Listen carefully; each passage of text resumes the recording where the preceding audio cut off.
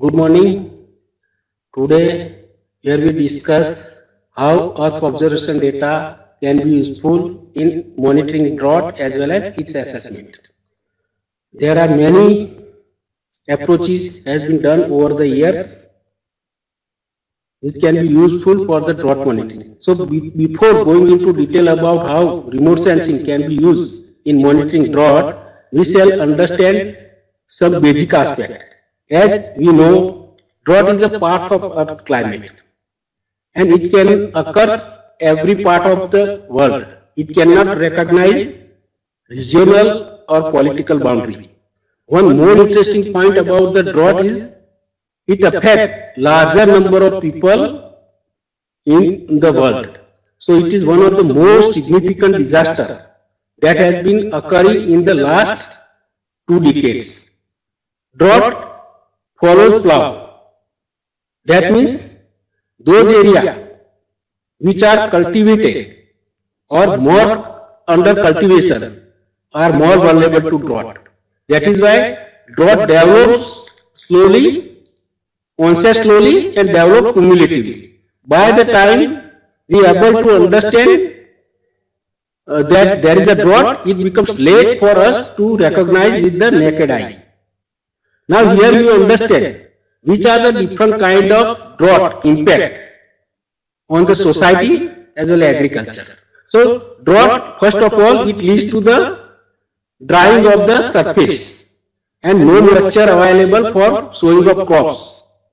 Another devastating impact may be malnutrition of cattle due to less fodder available for the cattle, and sometimes cattle death also occurs. There is also sometimes problem in the drinking water shortage. There are less availability of the cattle fodder and also migration of people and unemployment. These are the different kind of problem what we see whenever there is a persistent drought occurs in a region. So in India, mainly drought prone areas, they are most of the area confined to the northwest India and some part of the western Ghat area, that is Karnataka. So mainly Gujarat, Rajasthan and also Bundelkhand region and also part of Karnataka region, Karnataka state. They are more or less reeling under drought several times. So which are the area more prone to drought? It is in general arid and semi-arid areas are more prone to drought, and these areas constitute about 68% of the total area. So 33% area which receive less than the 750 mm rainfall, and also 35% area which receive rainfall between 750 and 1125 mm. So these both together constitute 68% of area which are more or less highly vulnerable to the drought.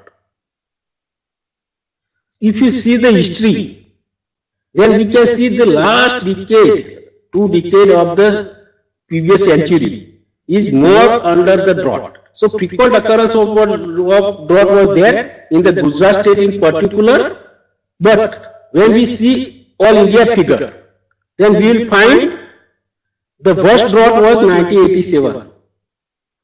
During 1987, most of the district affected, and there was large scale migration of the cattle as well as for famine kind of situation was arise in 1987.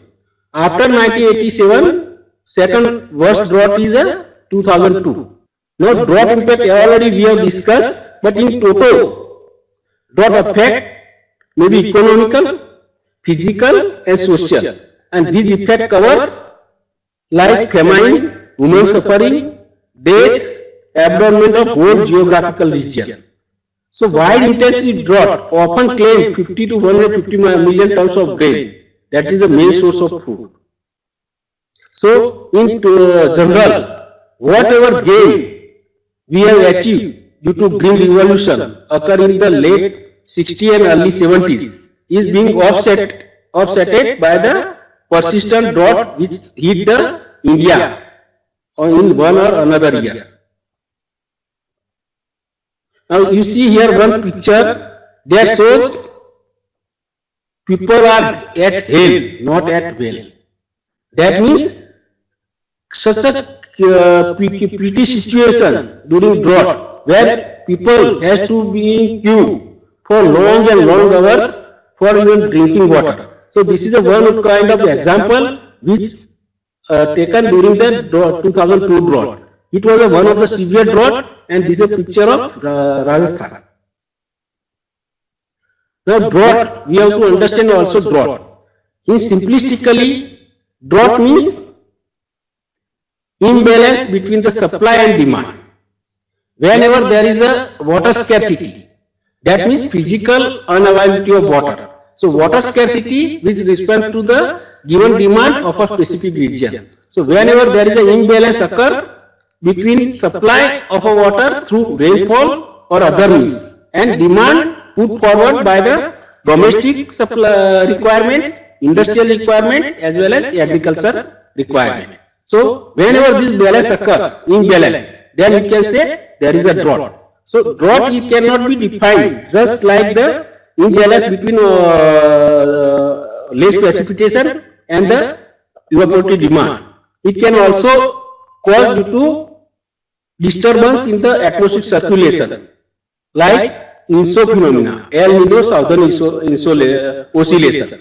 This kind of phenomena that also bring or lead to the severe drought kind of situation, which we have noticed in the early rainy period of current year. In June or July, early July, rain was delayed only mainly because of El Nino heat was there during the current year, and that why in the current year there was a drought noticed in the month of July because of less rainfall received across the India.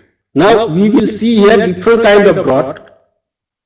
There are different kind of drought like meteorological, agricultural drought, hydrological drought, and socio-economic drought. Meteorological drought means degree of dryness. It represents degree of dryness. Whenever there is a rainfall for a particular region in a particular year, received is less than climatologically expected rainfall, then you can say it is a meteorological drought. But agricultural drought has got different meaning. It occurs whenever there is a deficiency of moisture in the root zone to meet the water requirement of crops. That means whenever no adequate moisture available in the root zone to meet the growth and the development requirement of water for the crops, then you can say it is an agricultural drought. Meteorological drought mainly decided based on the meteorological element like temperature, high vapor pressure deficit, less cloud cover, less rainfall, greater sunshine hours. These are the elements which control meteorological drought. But in the case of agricultural drought, one need to take into account the relative availability of moisture in the root zone as well as retention capacity of soil. If clay soil is there, which has got high retention capacity, it can sustain drought, but it can resist drought. But sandy soil, which has got less retention capacity, then it can more or less often subject to the drought because it cannot hold moisture for a longer period or it cannot hold more moisture. That is why area specific, depending upon the kind of soil, moisture variability will be there and which will finally affect the agriculture drought prospect. Third is a hydrological drought. Hydrological drought, it is mainly the drying of surface and subsurface water resources. Whenever rainfall for a longer period decline or less persistent, less rainfall is there, then there will be a drying of lakes, reservoir, pond. And this kind of situation whenever occurs, one can say a region is under a hydrological drought. Then socio-economic drought. Socio-economic drought, that is mainly because of imbalance between the demand for the economic goods exceeds supply. Economic good demand exceeds supply, that means requirement for the tourism, requirement for landscaping, different kind of activity, socio-economic activity which require water. If water is not available to meet this kind of socio-economic activity, then you can say there is a socio-economic drought. Now here you can see a traditional approach for drought monitoring. In this case, mainly rainfall, delay in reduced sown area, delay in lack of rainfall, crop sowing condition. These are the different criteria which are useful for the drought monitoring. This traditional kind of drought monitoring where rainfall, crop sown area, reservoir levels, these are the different indicators which are used over the period for drought monitoring. But this kind of approach may not be that adequate to represent the large India, having a large biomass with the heterogeneity in the soil and heterogeneity in the topography, heterogeneity in the agriculture crop types. So this information may be useful if it is adequately available from the high resolution satellite data or high resolution, high dense network of the rain gauge measurement. Conventionally, India Meteorological Department monitored drought. So conventionally, a region can be classified or a year can be classified as a drought when 75% of its rainfall received in a year is 75% of its long-term average. That means around 25% deficit is there. It can be a moderate drought if rainfall deficit is between 26 and 50. Severe drought if rainfall deficit exceeds 50% of the normal rainfall. So that was the generalized drought characterization based on the only percent rainfall, or you can say percentile rainfall. But over the years, many drought indices have been also developed for monitoring drought. So one of the index popularly used by the India Meteorological Department is aridity index. So India Meteorological Department monitor drought on a weekly basis at sub-divisional scale. So it measures mainly the deviation between the evapotranspiration and the potential evapotranspiration. This index monitoring drought at sub-divisional level. But Palmer drought severity index, which is widely being used by the United States of America in their digital drought mitigation program. This is an index which is more complex and it is a function of rainfall and evaporation, but it is poor indicator for agricultural drought, or you can say short-term drought, because it is mostly taking into account the weighted function and it can be better useful for the large long-term drought like hydrological drought or some meteorological drought.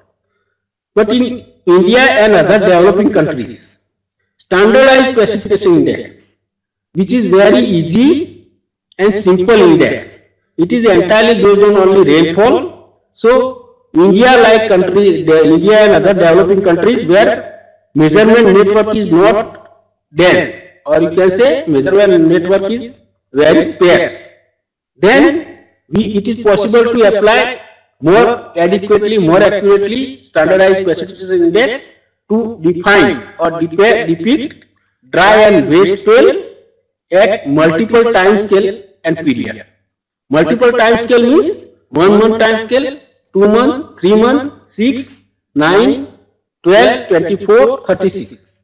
So there are different time of month scale can be used. So 1 to 3 month time scale is very much useful for short-term drought monitoring like agricultural drought. 6 to 12 month time scale is useful for the hydrological drought, and 12 to 24 or 48, that may be better indicator for the studying interannual variability in the precipitation. Then also one crop moisture index. It is an index which directly relates to the evapotranspiration and fluctuation in the soil moisture storage.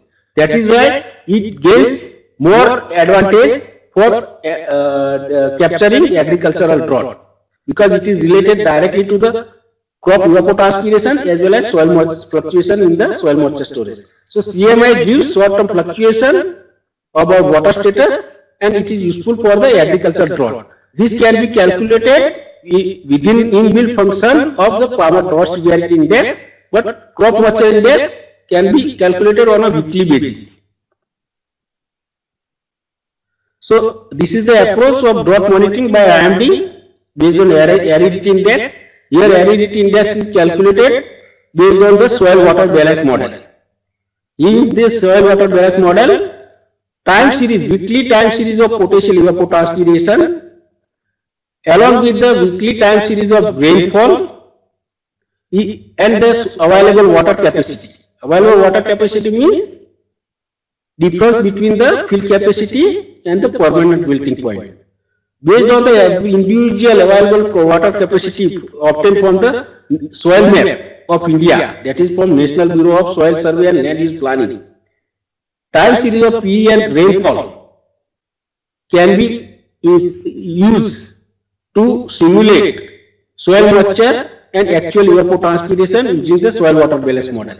This actual evapotranspiration along with the potential evapotranspiration then used in computing aridity index. Then aridity anomaly can be calculated by comparing current year weekly time series of aridity index against the previous normal, long-term normal or previous any normal year. You can compute different kind of aridity levels.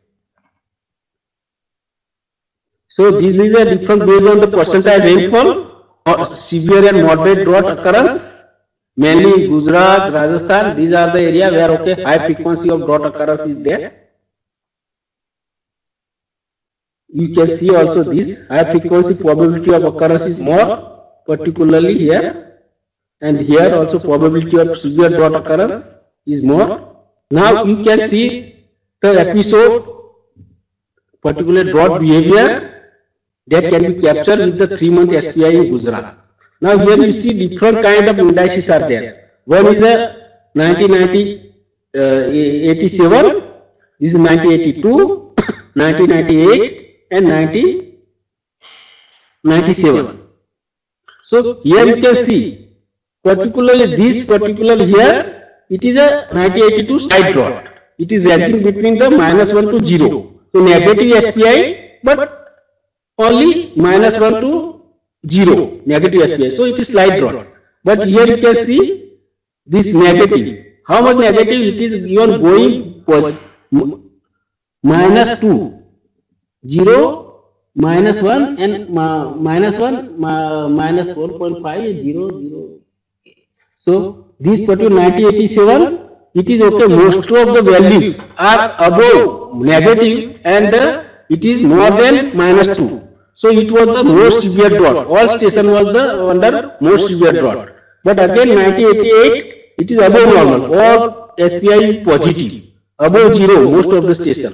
And this is a almost normal year between the 0.5 to -0.5 to +0.5. That is 1997 normal year. So from this you can understand that SPI can be better used for drought monitoring.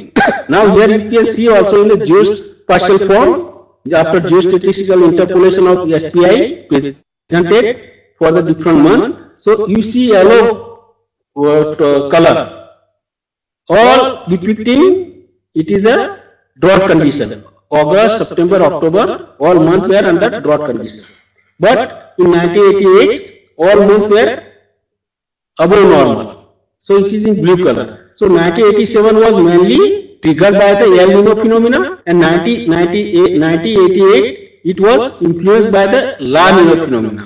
So above rainfall, above normal rainfall, below normal rainfall.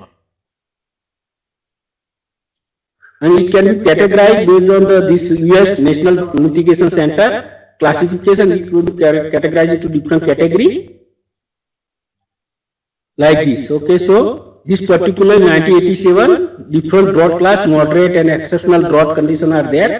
Rest, this is 1982, but 1997 and 88 there was no drought.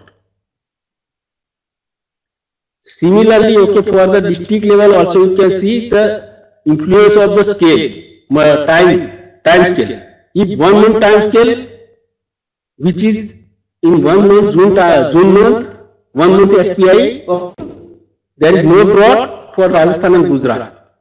But once you go to 6 month SPI and 12 month SPI, it is a showing drought. It shows that these Gujarat and Rajasthan, they are inherently dry region, which can be captured by the 6 or 12 month SPI as an indicator of hydrological reside. But 1 month and 3 months, they are the short term drought indicator. So it is as per 1 month SPI and 3 month SPI, these regions were not under drought during the 1988.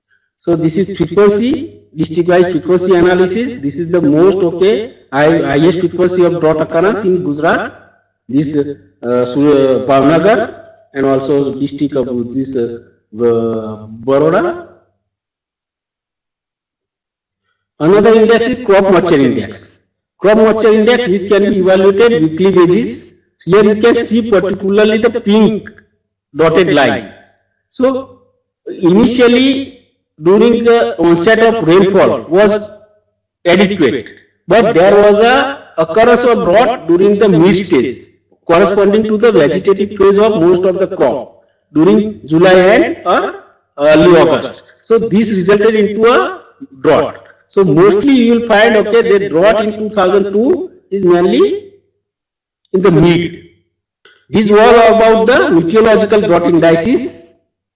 They are very much useful for monitoring drought if data, particularly rainfall and other meteorological data, available in an adequate manner, means partially representative and real time. So, but in India, this rainfall network, or you can say agro-meteorological network, is not dense. In India, we have A-class monitoring observatory, hardly 500. But in India, there is large diversity of soil moisture reside because of diversity in the geographical topography, diversity in the soil types, diversity in the land use type, mainly agricultural crops.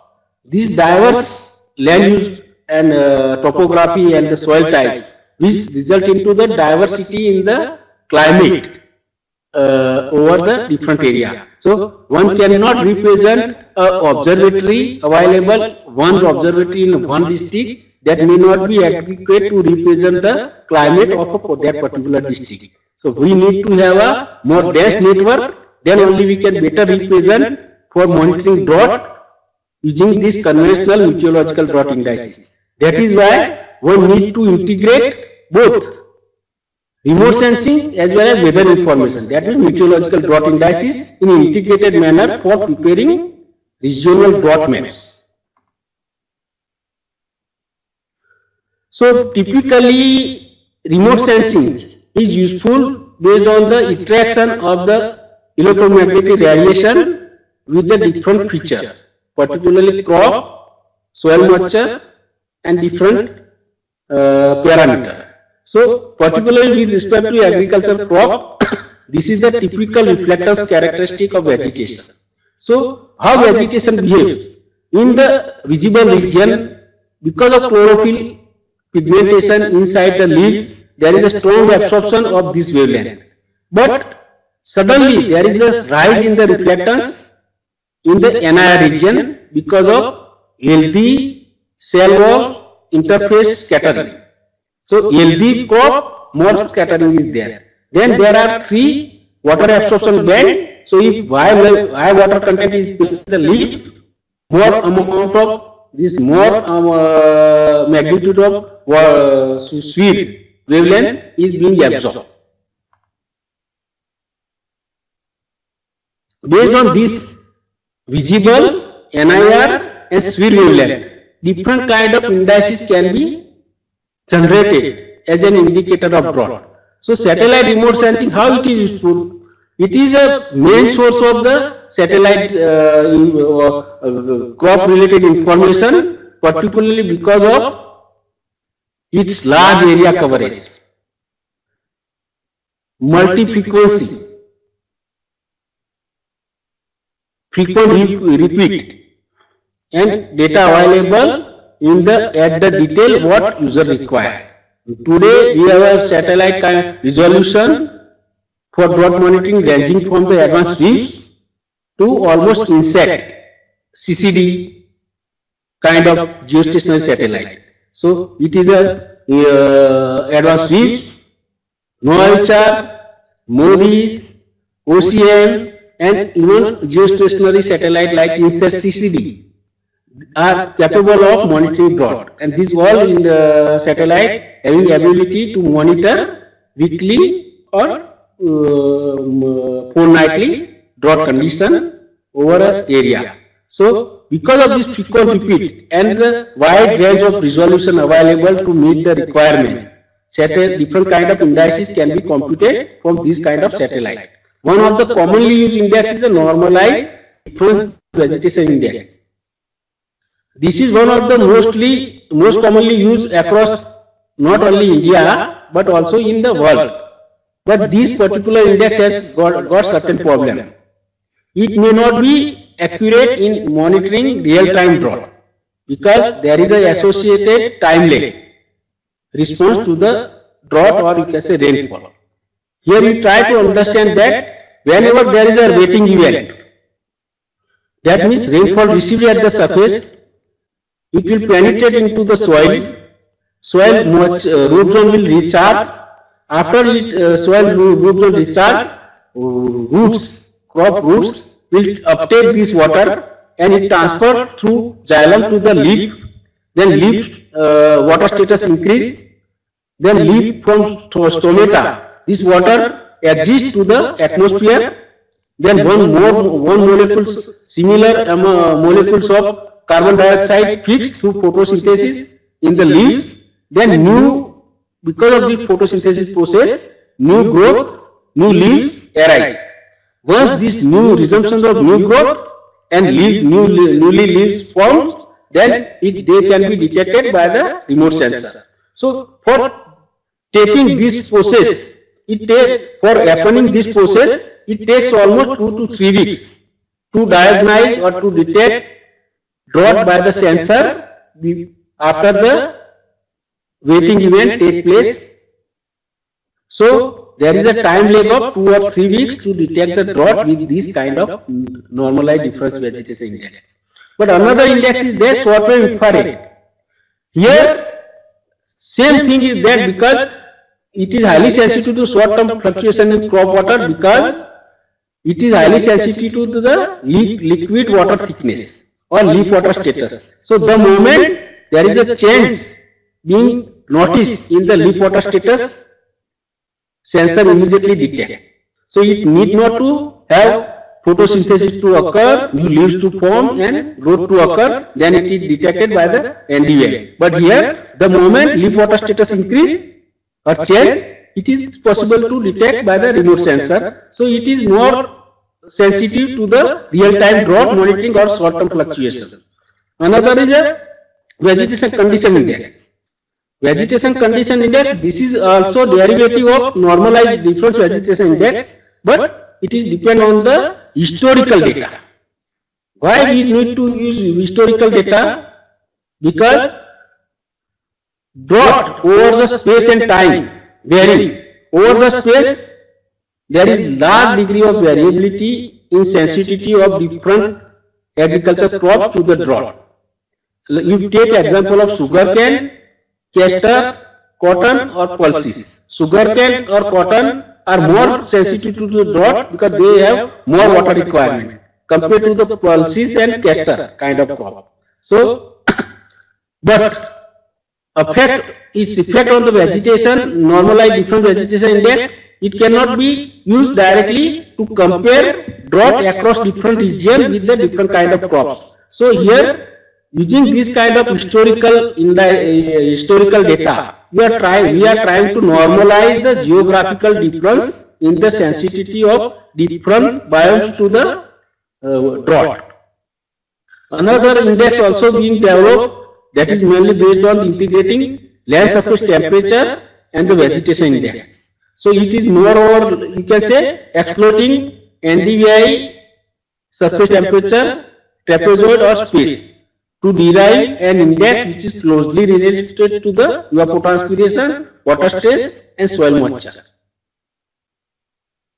So this is the National Agriculture Drought Monitoring Program, where different kind of data from the in-situ measurement, satellite, and models are used for drought monitoring. So weather data, IMD weather observation, rain gauge, geostationary satellite based rainfall, as well as automatic rain data, soil moisture, soil water balance model, micro satellite, mainly the satellite like SSMI, our MSMR, SMMR, MSRE. These are the all passive micro satellite which have capability to provide coarse resolution soil moisture on a daily basis. So these kind of coarse resolution soil moisture, they can be better indicator of surface wetness condition.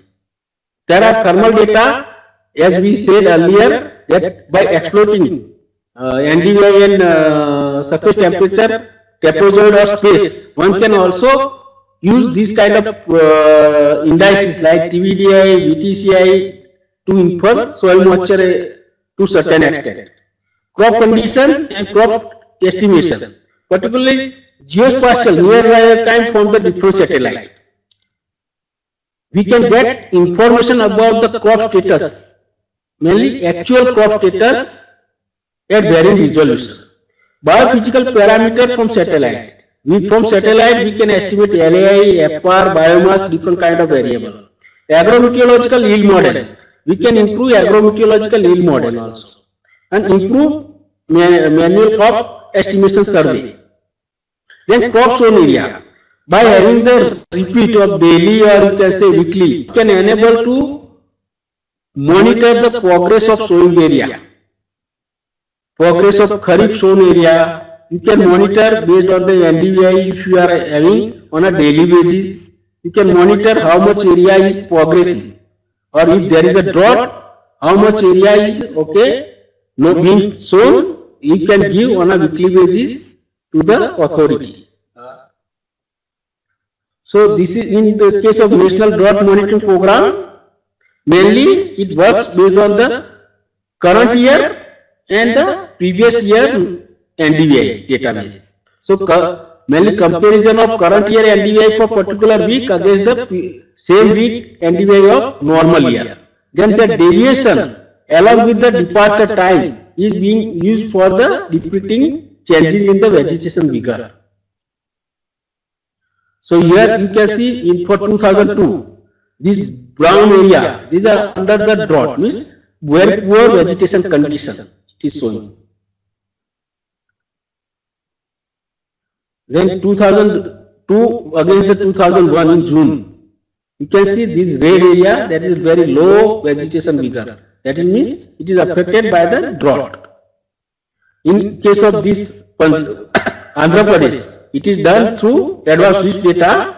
Then also this brownish area, that is all showing the agricultural area being affected by the drought or low crop cover condition in 2002. So NAGMAS, this is all about the National Agriculture Drought Assessment and Monitoring System. This is one of the biggest large project in 1989. It is being implemented by the ISRO and it is operationally done earlier by NRSC. Now a separate center, that is Mahanabolis National Crop Forecast Center, has got a mandate of operationally monitoring agriculture drought. So this Mahanabolis National Crop Forecast Center being institutionalized by the ISRO to have the task of operational drought monitoring. Now, how this in NAGMAS program, how technology has been evolved. You can see in 1988, only NOAA HR data, which were existing with the frequent repeativity, were used for the monitoring crop conditions. Then once we got our own satellite with the WISP data, 188 meter resolution and the 5 days repeat, we started using IRS WISP data.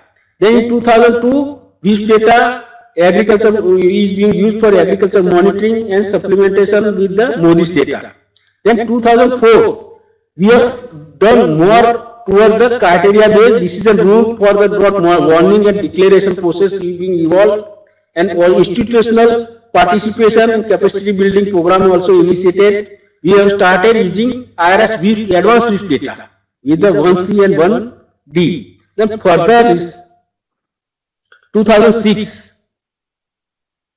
You can see 2006 onwards, we are moving towards the more process-oriented modeling and physical algorithm for addressing drought monitoring aspect as well as assessment. So here we are trying to do through from geostationary satellite, evapotranspiration, potential evapotranspiration as an indicator of aridity index. We also use process-based model, mainly energy balance. Residual of energy balance, evapotranspiration is calculated as an indicator of drought. Then this all process-based indicator can go to define different kind of early warning system, vulnerability mapping based on the history of data. Now we have NOAA data with the history. We can say 15 years of database are there, which can all serve, or even IRS satellite series is also there, which all can serve as a database for identifying vulnerability and risk mapping to the drought. So we are moving more toward the drought risk assessment rather than simply monitoring and preparedness. We are doing drought risk assessment, targeting, prediction, monitoring, assessment, and vulnerability.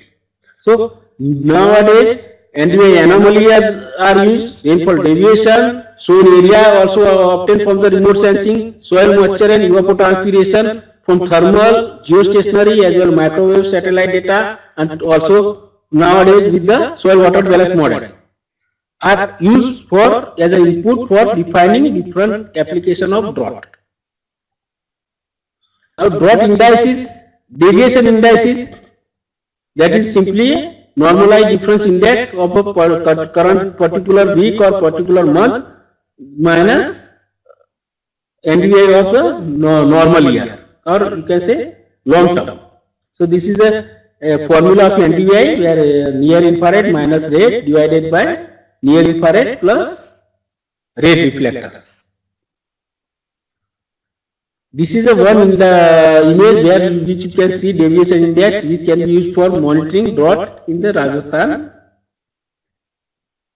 Here you see history, GIMS AHR NDVI of 20 years. Now here you see the lowest. This is a 2002 drought. So here you can see this is a it is 1987 followed by 2002. So from here one can say that 1987 was the most worst drought hit, followed by 2002, and this 2003, 2001, these are the all normal year. So this worst drought, this is the normal, above normal and average. In 1987, here you can see NDVI anomaly index. You see all yellow 2 month. Yellow, this is all drought affected, negative NDVI anomaly. So it is the most drought hit in India. This can be better understand for 2002 drought. Here you can see August, July, August, October, September, all green. There was 2003, there was no much drought, but this yellow patches all. That shows all months were under drought, particularly northwest India and the central India and some part of the Indo-Gangetic plain. And particularly in the Rajasthan, you see 2002, all cropland area were under drought during all 5 months. But 2001, there was no drought. 2003, there was no much drought. But 2000, you can see initial drought was there in the July. And this is very much corroborate with the crop production. 2002, there was drastic reduction in the crop production. And this drought on a seasonal scale, if you integrate over the different months, you can better visualize seasonal scale drought. So this is 2002 seasonal vegetation anomaly, which shows that most of the Rajasthan area were under the drought. But other 2001, 2 or 3, they were not 2 were 1 and there was no much drought affected areas. But in 2000 there were sporadic patches of drought occurrence. And this seasonal vegetation anomaly, it can be better indicator of the drought, and it can be evidence from the strong relationship that exists between the 3-month SPI and the seasonal vegetation anomaly. And it can also give a signal about early assessment of crop loss that occurs due to drought. So there is a strong relationship we found between the food grain anomaly and seasonal vegetation anomaly. So this kind of relationship can be exploited to forecast, or you can say to assess well in advance drought affected losses in the food grains. That VCI, as earlier we have said, VCI formula, it is based on the historical NDVI database, where NDVI mean and NDVI maximum is the absolute mean and maximum NDVI for a particular week in the long-term historical NDVI database. NDVI is the actual NDVI of particular week. Similarly, TCI, that is temperature condition index, and BTmax means brightness temperature. Maximum brightness temperature for particular week in a long-term brightness temperature database. This which can be obtained from the NOAA data. This same type of brightness temperature you can get also from the nowadays MODIS, which has got also history from 2000 to almost 2015. And BT mean is the minimum temperature. Then you can generate a product called vegetation health by multiplying, sharing weightage contribution of VCI and TCI. Here VCI is more sensitive to the soil moisture, and hence it has got more impact on the vegetation growth. But drought effect is not only because of soil moisture, it affects also because of temperature. Like temperature, certain phases of the crops are highly sensitive to the temperature. For example, flowering and podding. Flowering and podding, which is highly sensitive to the temperature, that I am moving to say reproductive growth, which is highly sensitive to the temperature.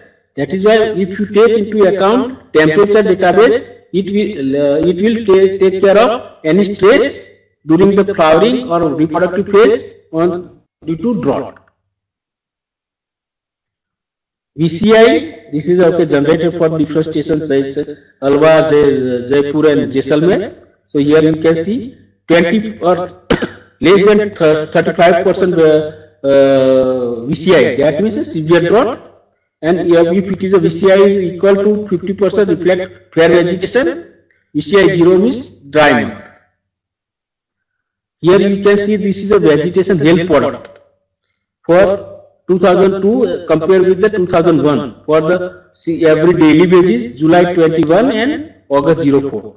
Here you see 2002 all red orange area, that shows drought affected areas. Vegetation cover, vegetation stress was there. But here same area in 2001 was not under the drought. Another index we have tried to develop by integrating remote sensing based indices, that is mainly vegetation condition index, with the rainfall. So here we have tried to develop newer indices called vegetation drought index, combining vegetation condition index and rainfall anomaly index derived from the CPC rainfall, that is Climate Prediction Center rainfall, which is available on the 10 kilometer grid. So first we have computed modified rainfall index by taking into account weightage of previous 3 decades contribution to the drought. Then that MRI and the VCI has been weighted with the equal half contribution to get the vegetation drought index. So here you can see this is vegetation drought index, which shows that these are the drought areas. And here in 2003 you see same vegetation index. It shows 2003 was normal year and there was no only moderate marginal drought, only some sporadic patches. Otherwise, most of the Bundelkhand region was under normal condition during 2003. Another indicator, as we have discussed earlier, vegetation temperature condition index, which can be derived by taking into account the NDVI surface temperature trapezoid. So by exploiting this space, we can compute vegetation temperature condition index, which ranges from the 0 to 1. 0 means dry condition, water limited. 1 means adequate vegetation or no drought. Higher the occurrence, higher the value of VTCI, higher the lower value of VTCI, higher the occurrence of drought. It can be parameterized based on the trapezoid like this. This is upper line which reflect the minimum evapotranspiration line. This is a maximum evapotranspiration line which can be derived based on the fitting the regression to the LST minimum values for defined sorted NDVI interval, and this is LST maximum value for the individual every NDVI interval sorted out. So from these two regression we can get LST max and LST min, and then we can compute VTCI. So this is the one which we have done for the 5 years for the Gujarat region, defined this VTCI, and it has been used as indicator of stress condition. So here you can see 2004 there was no stress, 2001 there was stress was there, 2002 and 2000. Now we see that drought duration can also be computed directly from this kind of weekly base or 8 days VTCI. So this is 2002. Number of period, 8-day period were more under the drought compared to the 2003 and 2000 and 2001 and 2000. So this is same, these again partial vegetation indices as we have earlier shown, VCI and MRI. Another, one can also integrate soil water balance modeling, particular crop specific water balance model with the remote sensing, derived length of growing period, also rainfall, rain-based network with the geostatistical interpolation technique to derive the rainfall and available water capacity. This information can help you to drive crop specific water balance model and finally compute water requirement satisfaction index, which is a function of rainfall, potential evapotranspiration, available water capacity, crop types, start of season, length of growing period. Here we try to assess length of growing period for the 7 years, and here you can see particularly 2002, very less. You can see very less period, means it was 2002 and 2003. So 2002, it is mainly 90 to 100 days crop growing period were there, but in 2003 very high. So in 2002 length of growing period was reduced almost by 20 to 30 days due to drought, and this finally affected the water requirement satisfaction index.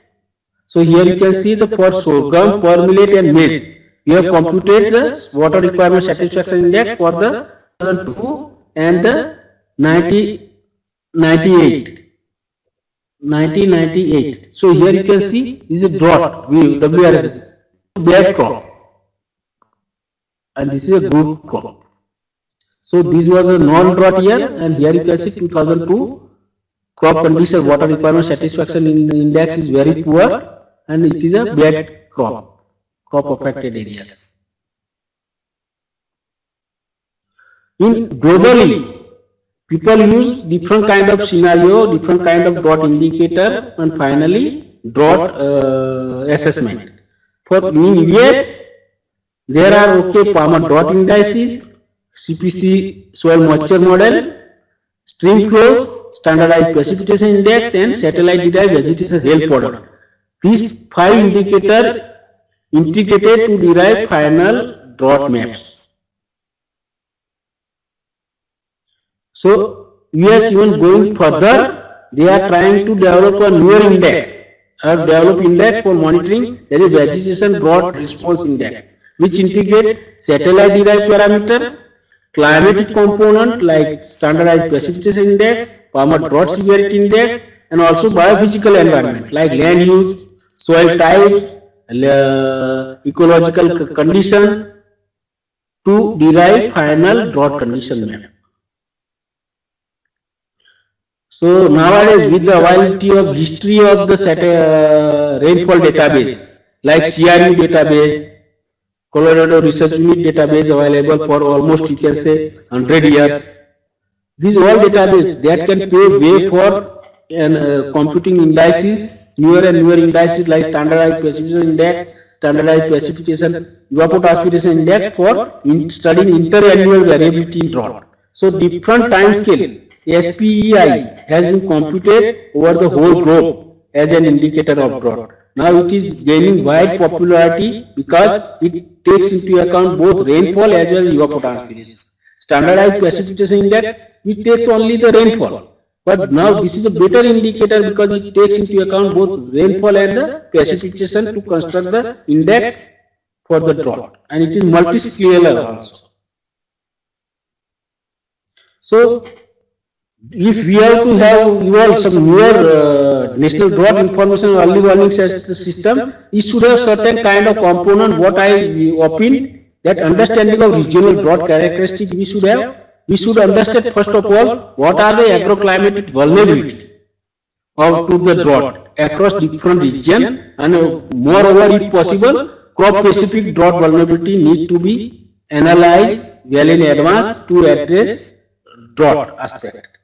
Then prediction of long-term drought based on the some statistical modeling, or you can say INSO-based indicator. Then monitoring of short drought can also be possible through integrating weather forecast or seasonal weather forecast with the crop model and the remote sensing. One can enable to make short-term forecast and drought alert and irrigation advisory service if this kind of weather drought forecast about the soil moisture, about the water availability, irrigation requirement can be analyzed together with the irrigation advisory and the soil moisture model.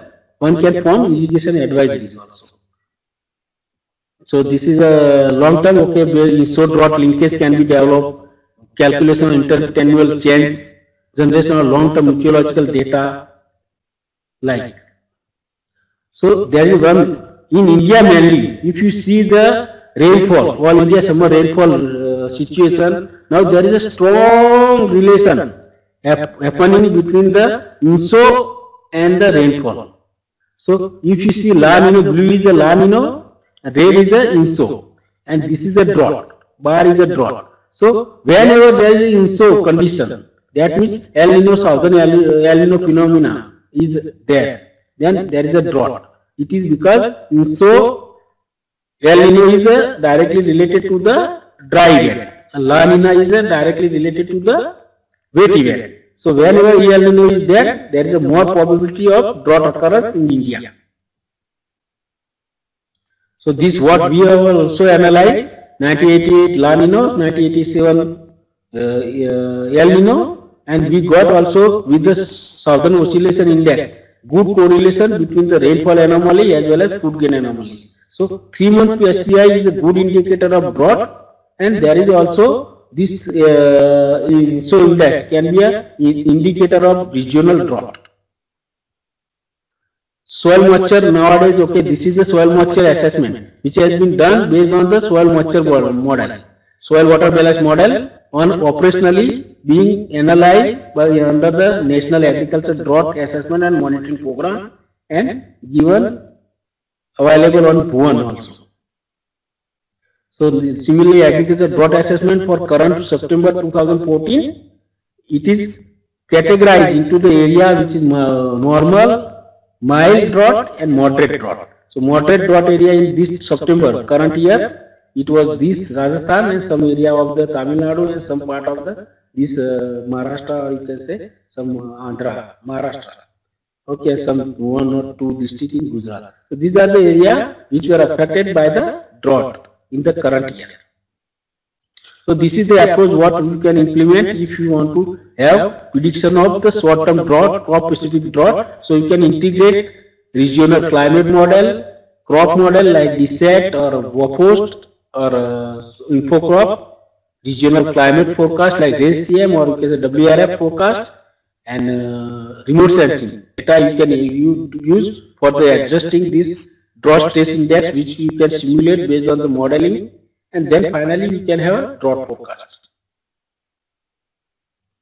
So this is one, okay, what we have seen based on the climate forecast, seasonal climate forecast used to compute the SPI, standardized precipitation index. Here you can see 3-month SPI of September. So particularly July, these are where the area in the current year were under the drought, and then okay, it is moving, okay, August, these were under drought, and this September, these area were under the drought in the current year. So these were data where these are the different kind of maps which we forecasted in the May itself using the regional climate seasonal forecast, ECOM downscale with the RACM and computed SPI. Thank you.